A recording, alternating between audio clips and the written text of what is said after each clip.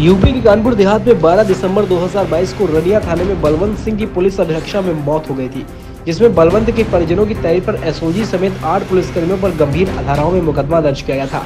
इस मामले में कानपुर देहात के न्यायालय की एंटी डकैती ने एसओजी प्रभारी समेत पूरी एसओजी टीम को बरी कर दिया था।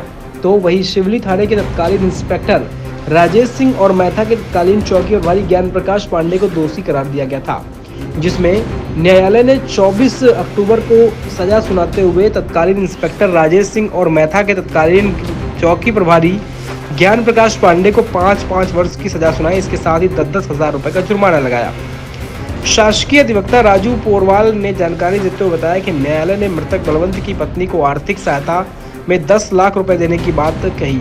न्यायालय ने तत्कालीन एसपी सुनीति सिंह, तत्कालीन पुलिस क्षेत्राधिकारी रसूलाबाद आशापाल, तत्कालीन पुलिस क्षेत्राधिकारी अकबरपुर प्रभात कुमार और तत्कालीन रनिया थाने के सब इंस्पेक्टर शिव प्रकाश के वेतन से 10 लाख रुपए की रिकवरी की जाएगी।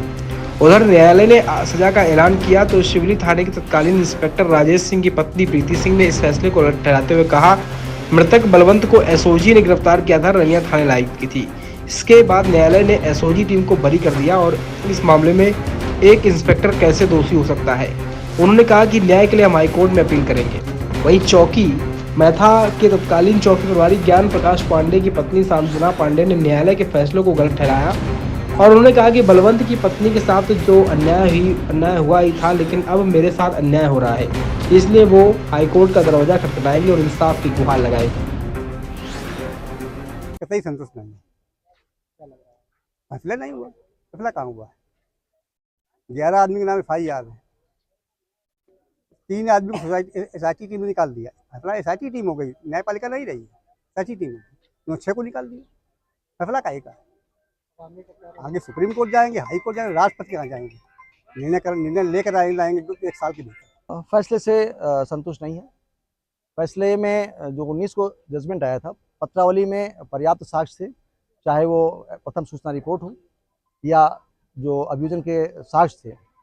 और इतना ही नहीं, प्रशांत कुमार गौतम जो तत्कालीन जो एसओजी प्रभारी थे, उनके बयान या और जो बयान थे, उसमें एक बात तो पूरी तरह से सिद्ध हो चुकी थी कि मृतक बलवंत को स्वस्थ हालत में रनिया थाने में ले जाकर निरुद्ध किया गया।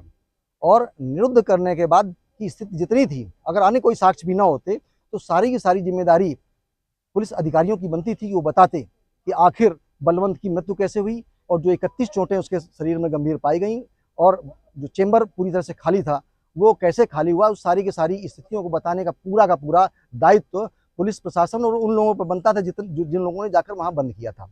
उन सारी की उपस्थितियाँ वहाँ पर पाई गई। अब बात आती है न्यायालय का निर्णय। न्यायालय का निर्णय जो भी है उसके खिलाफ माननीय उच्च न्यायालय इलाहाबाद के समक्ष इसमें अपील दाखिल की जाएगी। निर्णय देखने को नहीं मिला। यहाँ आज जो निर्णय आया उस निर्णय में 5-5 साल का जो सज़ा की गई है तत्कालीन शिवली थाना प्रभारी राजेश कुमार सिंह और तत्कालीन जो मैथा चौकी प्रभारी हैं ज्ञान प्रकाश पांडे, इनको 5-5 साल की सज़ा और सज़ा के साथ साथ 10-10 साल का जुर्माना। और साथ में एक और आदेश है न्यायालय का, वो ये कि 10 लाख रुपए की क्षतिपूर्ति के रूप में शासन जो पीड़ित परिवार है उसकी पत्नी, उसके बच्चों के लिए करेगी।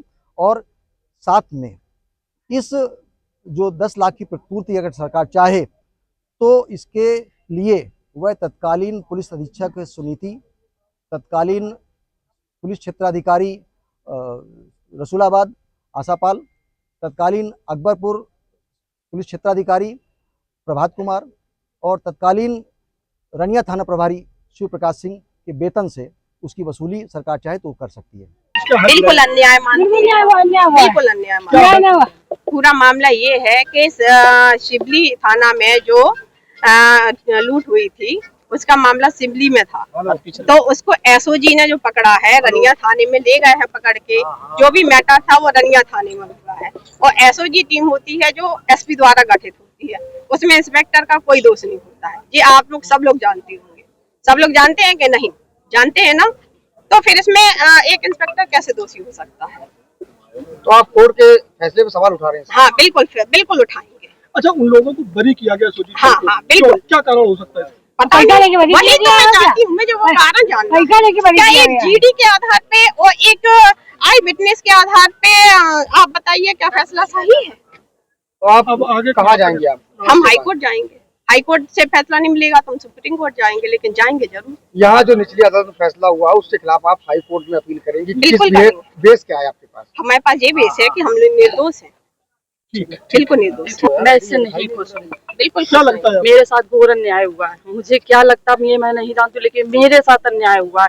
वो बलवंत की पत्नी के साथ तो अन्याय हुआ था, लेकिन अब मेरे साथ अन्याय हुआ। सोजी जो टीम है उसने बेरहमी से इन लोग बलवंत की हत्या की थी। सोची को बरी कैसे कर दिया गया था? अब ये कैसे कर दिया गया? सारे एविडेंस उनके होने के बावजूद भी उनको बरी कर दिया गया।